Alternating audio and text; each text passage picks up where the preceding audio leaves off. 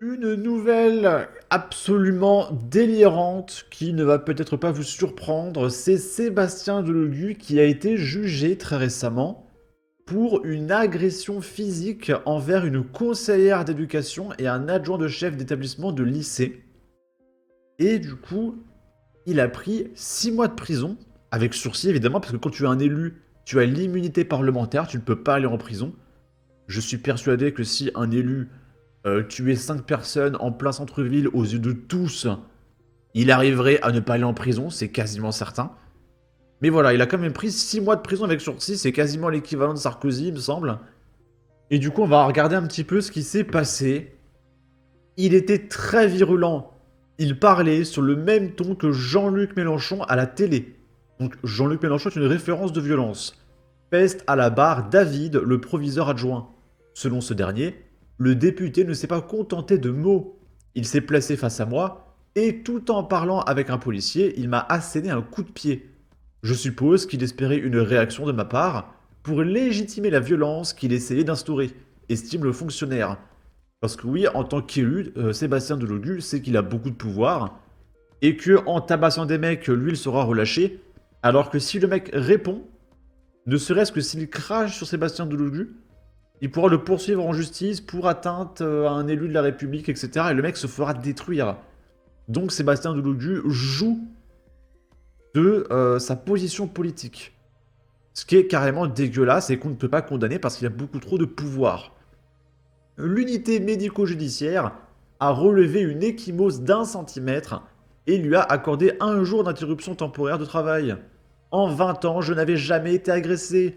J'ai donc été stupéfait d'être frappé, pour la première fois, par un élu de la République avec une écharpe bleu-blanc-rouge, tempête-t-il. Également au cœur du pugilat, Élise, la CPE, raconte avoir voulu s'interposer au milieu d'une vingtaine de personnes. C'est à ce moment que j'ai reçu un premier coup de pied. Je suis incapable de dire de qui. Puis un deuxième. Je peux clairement dire que celui-ci, c'était Monsieur Delogu, assure la plaignante. Même si, en toute sincérité, concède-t-elle, je ne pense pas qu'il m'était adressé. Son ITT a également été évalué à 1 jour. Des violences farouchement contestées par le député. Attendez, je fais l'accent de Delogu. Je ne reconnais absolument pas avoir frappé qui que ce soit, monsieur le juge. J'entends qu'on me parle de Jean-Luc Mélenchon. Je me demande si aujourd'hui, je ne suis pas là parce que je suis un représentant politique. Fulmine-t-il. Donc il se victimise. Voilà. Même, il se victimise, oui, tout ça parce que je suis un député. Oh, quoi?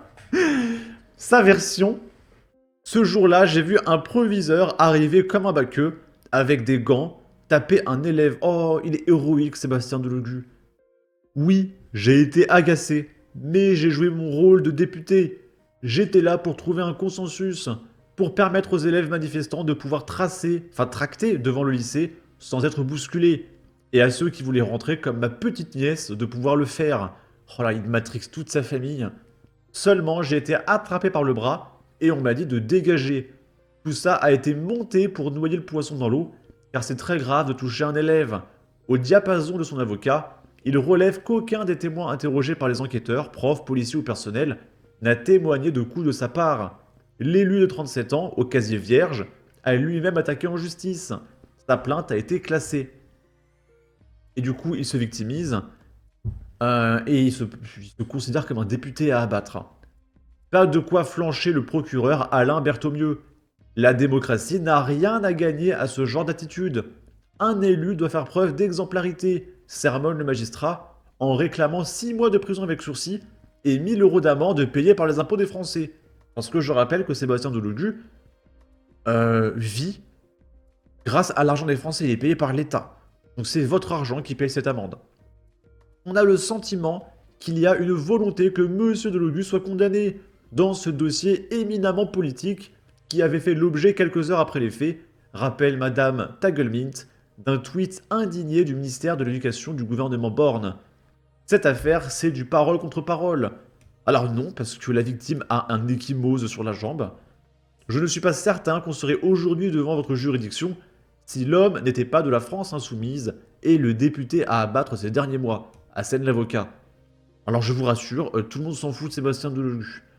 Hein, le mec est une merde, il est violent, il met des coups de pression à l'Assemblée nationale, il insulte tout le monde. Le mec n'est personne. Je vous rassure, il n'est personne, Sébastien Delugu. Et s'il prend du sursis pour avoir tabassé quelqu'un, c'est très bien. Même si, de mon avis personnel, avec tout le background de Sébastien Delugu, il devrait faire de la prison ferme. Sauf que c'est impossible de mettre un élu en prison ferme. N'empêche, il a bien step up. Hein. Avant, c'était une racaille. Et là, ça y est, il s'est bien acclimaté au milieu bobo. Il a une écharpe, les petites lunettes, le costume. Voilà. Et là, on dirait un petit bobo, là. Même s'il se comporte encore comme une racaille. Bon. Là, c'est un mec qui s'appelle Frédéric, qui nous dit « Mon fils s'est fait tabasser par de la racaille défavorablement connue des services de police, dont un qui a essayé de lui mettre un coup de couteau. Mon fils vient de sortir de l'hôpital. La racaille regarde actuellement la télé tranquille, sur le canapé. Décision de l'OPJ, #bravo. » Et il explique que le coupable n'a même pas fait de garde à vue. Voilà, parce que vu qu'il a raté son coup de couteau, ça va. Même s'il a envoyé le gamin à l'hôpital, ça va. Ça, c'est la justice française. Là, c'est Ercilia Soudé qui se plaint parce que CNews ne comprend pas par rapport aux agriculteurs qui ont manifesté récemment.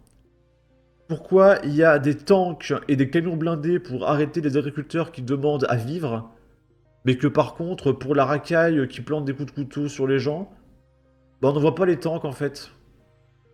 Alors que ça réglerait pas mal de problèmes, hein. On envoie des camions blindés en Seine-Saint-Denis, on fait un grand ménage.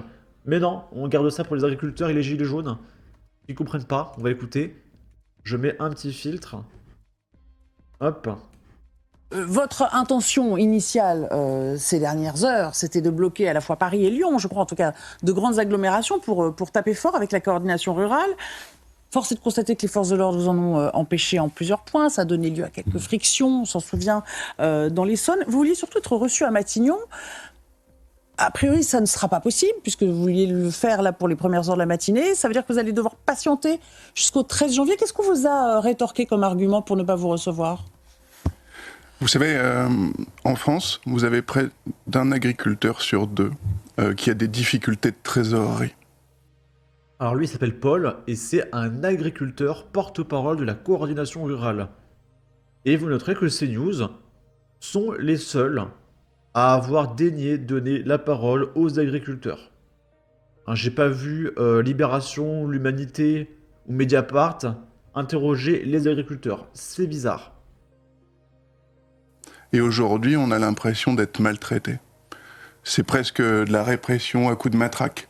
Moi, je suis très triste pour mon pays de voir des hélicoptères aujourd'hui qui sont en train de surveiller des convois de tracteurs plutôt que de surveiller des quartiers perdus de la République.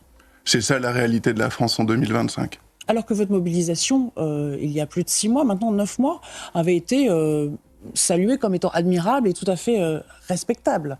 Donc vous vous étonnez peut-être qu'on vous entrave dans votre action aujourd'hui ? Non mais ça fait 1 an qu'on nous fait tourner en rond. Ouais. Ça fait 1 an qu'on n'a pas de réponse à nos difficultés. Ça fait 1 an qu'on est reçu en réunionite et en réunionite. Pourquoi finalement ? Bon, vous allez me dire, il y a eu la dissolution, la censure, mais je veux dire, aujourd'hui, on n'a pas de réponse à nos difficultés. Et si vous voulez, moi j'ai des amis agriculteurs qui ont dormi dans leur tracteur cette nuit avec un sac de couchage. Oui. Tout simplement parce que aujourd'hui, vous avez un agriculteur qui se suicide tous les 2 jours. Mais en fait, qui peut accepter ça ? Et du coup, Ercilia Soudé se plaint et elle nous dit « Est-il nécessaire de tenir des propos racistes pour défendre les agriculteurs ?